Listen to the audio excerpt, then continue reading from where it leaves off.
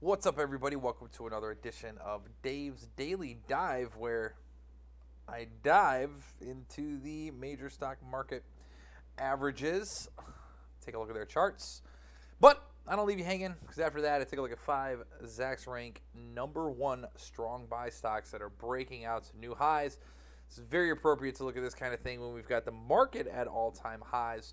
So these Zacks Rank #1 strong buy stocks are stocks that have seen recent earnings estimate revisions to the upside, which could be justifying their breakouts. So you get a little bit of stock macro stuff in the beginning, and then some detailed stuff towards the end. So let's go ahead and get started here. First, I think we're gonna blow up my little fib here. That's right. I've been using the June low to August high as a fib level, a base fib. I guess I could call it a base fib, whatever. See the retrace here that came down to the 76.4, and then since it's surpassed the August high, I've been drawing these fib extension levels. So that's basically this mirrored across this x-axis. And I was telling you guys that the 100% extension of that is 25.75. So that was my short-term target for the market, intermediate term target for the market. And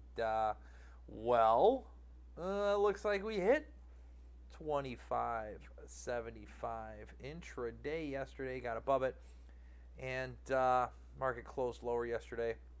Gap on the weekend gap, which I'm sure gets filled. And here we are. So a little bit of the green today, which is good, but we did hit the fib target. So Dave, what does it mean? Well, this is what it means.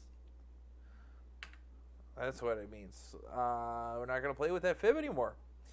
Now we got to do something else. So what I'm thinking is give ourselves some targets here by using the August lows to the highs that we just got. This will give us areas of potential support on the way down should this market retreat a little bit. And that first level, this 23.6, is at 25.40. Note how you do also have this swing low here. So I'm thinking kind of maybe we get into this gap, or we got awful close to getting this gap. I can see the details here. See the high of 25.62. Where's my low here? 25.64. So 2 points away from getting filled pretty much, this gap. But you could argue, well, this high of 25.64.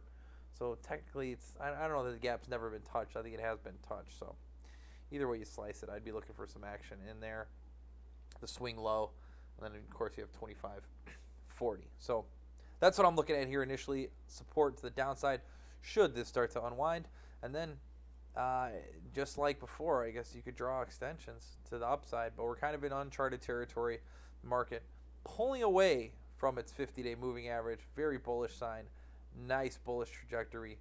Everything looking pretty darn good here on the S&P 500. But that really hasn't even been the one leading the way. What's been leading the way, my friends, is the Dow. Dow Don't Care.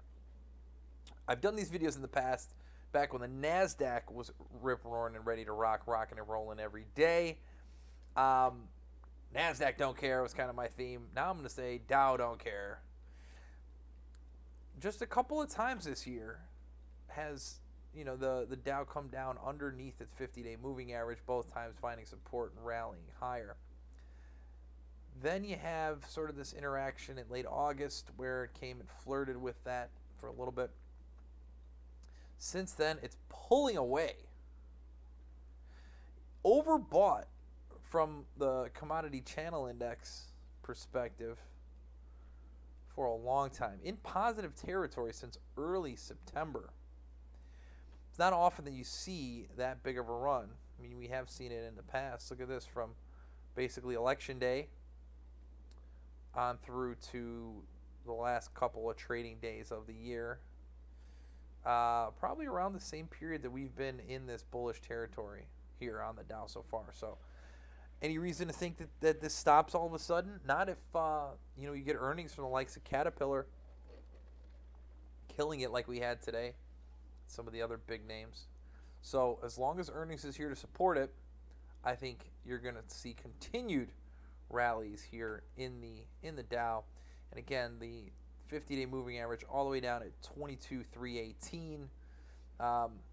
Should the Dow start to retrace a little bit, I could probably draw fibs from here, from these lows to whatever that high might be, to give us an idea of where it'll be on the way down. But so far it's not happening, so why jinx it? Just enjoy the ride and hope that things continue smoothly. So speaking of earnings, I'm going to jump ahead to the second name here. That's Canon.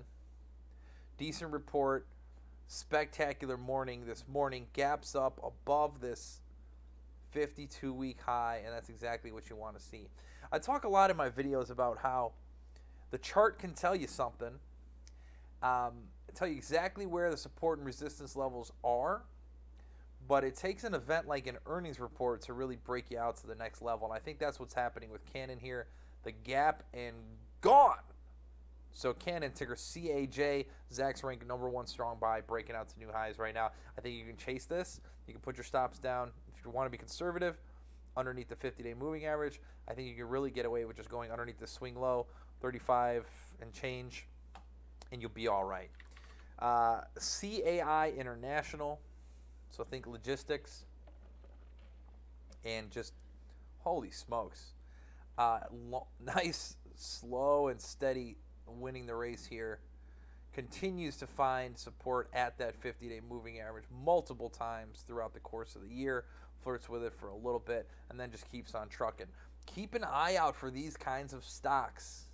When you're a Zacks Rank #1 strong buy, a Zacks Rank #2 buy, you have earnings estimates that are going up in stair-step fashion, supporting stock price. And this is the slow and steady wins the race sort of deal that you want to see. So that's CAI International. And again, huge jump up the other day. Do you want to chase it a little bit? Maybe it's a little overheated. Give yourself a little bit of a pullback. Look, this basically went from 30 to 40. I think within, if it gets into this candle, right, if it gives back some of this gap, that'd be a better entry than chasing it right here. But still, fantastic long-term idea. You just got to be a little patient for CAI International, ticker CAI. Then, oops, I'm missing a letter here. Excuse me, not those guys. I want the good old-fashioned HPQ is what we're looking at. Another story where we're breaking out towards the upside. This is kind of interesting action here. Now, look, I'm going to draw some fibs because this is textbook stuff, right? Draw your fib from the Jan lows to the May highs, okay? And the other thing I'm going to do, so first let's draw this. So you see this? Boom. Stalls out, creeps back. Initially the 23.6 wasn't enough support. Breaks down. 38.2, not enough support. Keeps going, gets awful close to that 50, and that's where the buying comes in, okay? So you got a situation where you go, boom, to the 50, now we're back up. So let's go ahead and draw some fib extensions. So this is moving in that opposite direction a little bit further. So I'm going to draw the negative 50%, and I'm going to go ahead and give us the 76.4, and just like on the S&P, do the 100 for the whole move. Oh, spooky. That 50% extension, basically where the stock has run into a little bit of a headwind here. What does that mean for you? If you're not in it, you can adjust these, make them perfect, right? You can see exactly where the lows were, but we're eyeballing here. 50-day moving average, 1987. I would wait, again, maybe a swing low, maybe even testing down this gap just under 21. Buy there, stops out lower, and just go ahead and hold on for the ride. It's HP. Then we got another big one you may have heard about, a little computer chip manufacturer named Intel. And these guys have been on a tear. Now AMD after the bell today, Intel obviously a big competitor. They've got some chips coming. Boy, do they have some chips coming. These guys have finally perhaps broken out of their malaise. You have 39 as a swing low there. I think you can easily chase this, put your stops underneath 39, and you should be good to go with Intel over the short term, especially given that it's a Zacks Rank #1 strong buy now. That's Intel, INTC. And the last, Gary, my boy Gary Friedman. We're going to give him a little kudos and a shout out because Restoration Hardware, the comeback kid, it's not for the faint of heart. Don't even get me started on the plummet that came down to here. And that's just, woof. And you could probably draw fibs on the way down, and I can guarantee you that that's one of those levels. So why don't we just go ahead and do that? Let's see how far. Well, let's just keep it here. We'll do that next time.